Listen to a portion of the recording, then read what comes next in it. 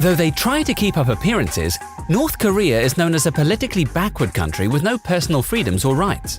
The international community treats North Korea like a pariah, and it only has diplomatic relations with a handful of countries around the world. Because of its totalitarian government, there are numerous restrictive laws. Today, we're looking at things you can't do in North Korea. In North Korea, 3 generations of totalitarian leaders have ruled since the advent of the Kim dynasty. These rulers are referred to as "dear leader" and promote the idea that they were divinely chosen for their position. Thus, it is extremely taboo to disrespect any of these leaders, and the punishments are harsh. They even go beyond capital punishment. One of the country's most brutal laws is the 3 generations of punishment rule. If one person is convicted of a serious crime and sent to a prison camp, their immediate family can also be sent with them. Then, their next 2 generations born in the camps can also remain there. The edict was introduced in 1972 by Kim Il-sung and said up to 3 generations had to be punished to wipe out the seed of class enemies. Kim Il-sung, who founded the country and died in 1994, is often called Eternal President or Great General. Kim Jong-il is chairman or dear leader. Kim Jong-un, who took power after his father passed away in late 2011, may be called supreme leader or dear respected. One journalist who failed to add a title was quickly scolded. Please remember the leader. Always remember the leader. All North Koreans wear a pin over their left breast featuring the face of Kim Il-sung or Kim Jong-il, or both. The pins can't be bought by foreigners. The most common one is a shining red flag with the 2 men's portraits. But don't call them pins.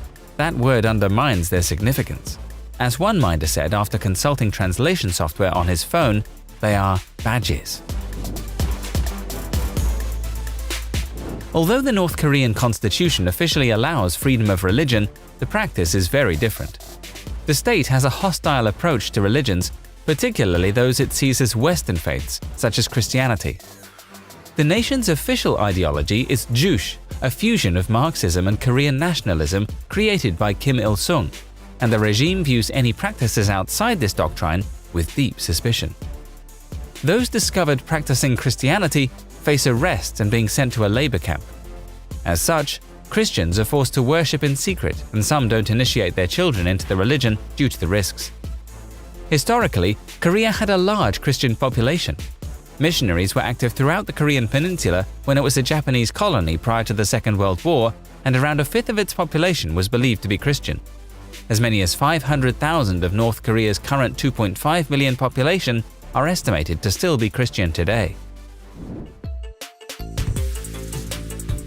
America and North Korea have a prickly relationship.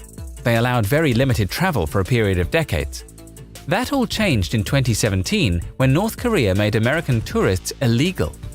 This followed the imprisonment and murder of American college student Otto Warmbier in 2016.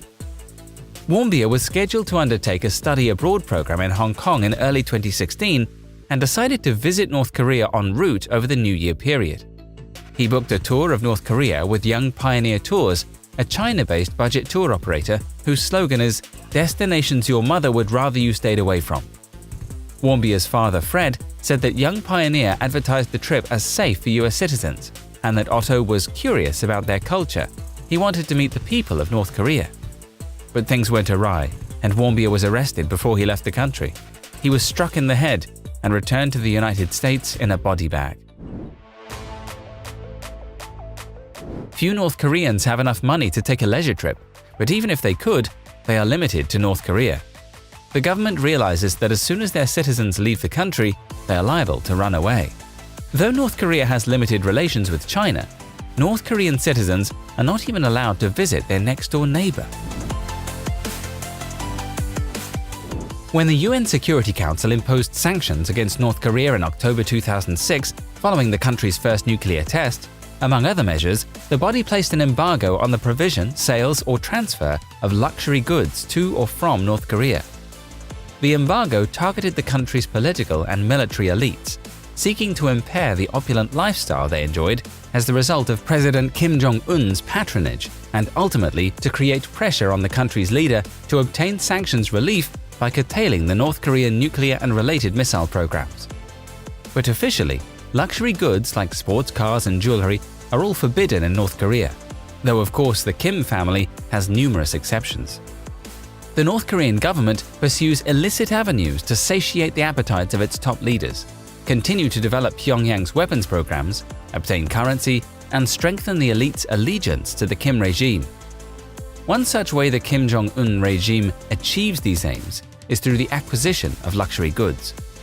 High-end items such as caviar, wine, liquor, jewelry, and automobiles are acquired through third-party countries to fulfill Kim's penchant for luxury goods and bribe the upper echelons of North Korean leadership to maintain their loyalty to the Kim regime.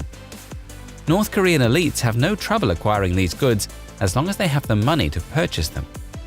The international community has become increasingly aware of the DPRK's surprisingly easy access to these goods, as well as the regime's dependence upon these items to maintain stability and further its political objectives. Men and women in the hermit state have reportedly been given an illustrated guide of approved hairstyles, which have been deemed acceptable by tyrant leader Kim Jong-un. Surprisingly, however, none of the 15 styles appear to match Jong-un's infamous hairstyle. The leader's iconic haircut, nicknamed the Ambitious, appears to be off-limits to the general public. Finnish journalist Mika Mäkeläinen took a snap of two posters which he claims depict the allowed haircuts during a visit to Pyongyang to cover the Day of the Sun, which is an annual public holiday in North Korea to mark the birth of Kim Il-sung 105 years ago. Inspection units are being dispatched to public areas, one source said. With the approach of the 70th anniversary on September 9 of the founding of the North Korean regime, the Central Committee has given special instructions to root out non-socialist phenomena, such as fashion choices and hairstyles that do not fit the socialist lifestyle, the source added. Owning real estate is strictly forbidden in North Korea. In fact, private enterprise of any kind is officially banned in the Hermit Kingdom.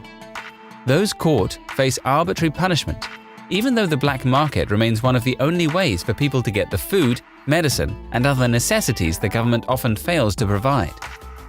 In reality, officials will often turn a blind eye in return for bribes. In recent years, Kim Jong-un has reportedly allowed an increasing amount of unofficial private enterprise in areas such as mining, but any operations are still the property of the state.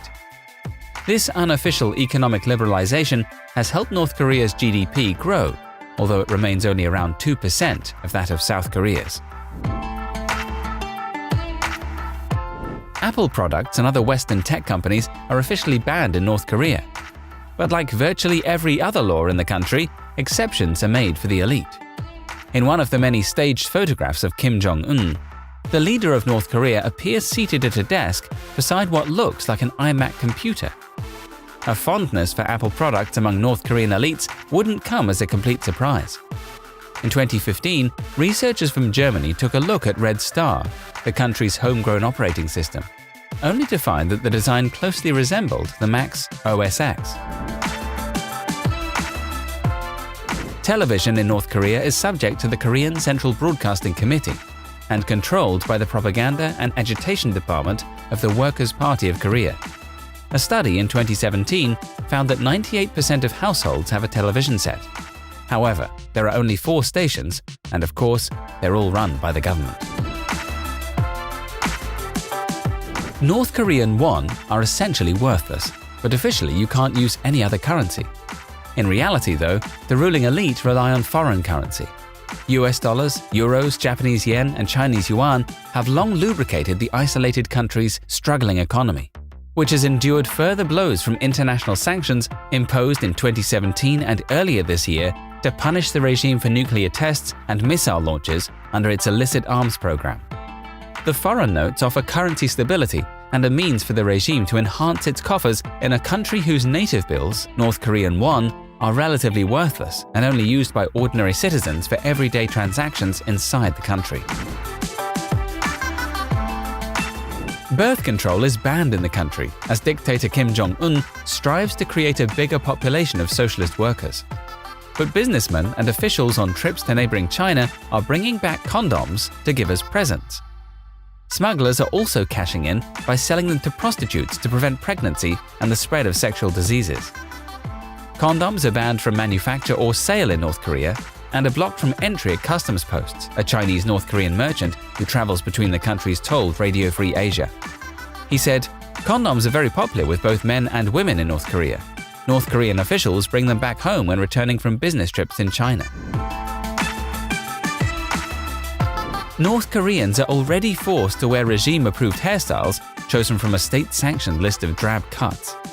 Now they have been banned from having piercings as part of a crackdown on Western culture in the secretive regime ahead of its annual workers' conference. The rule, which also forbids wearing Western clothing such as jeans, has reportedly focused on the North Hamgyong and Yangon provinces.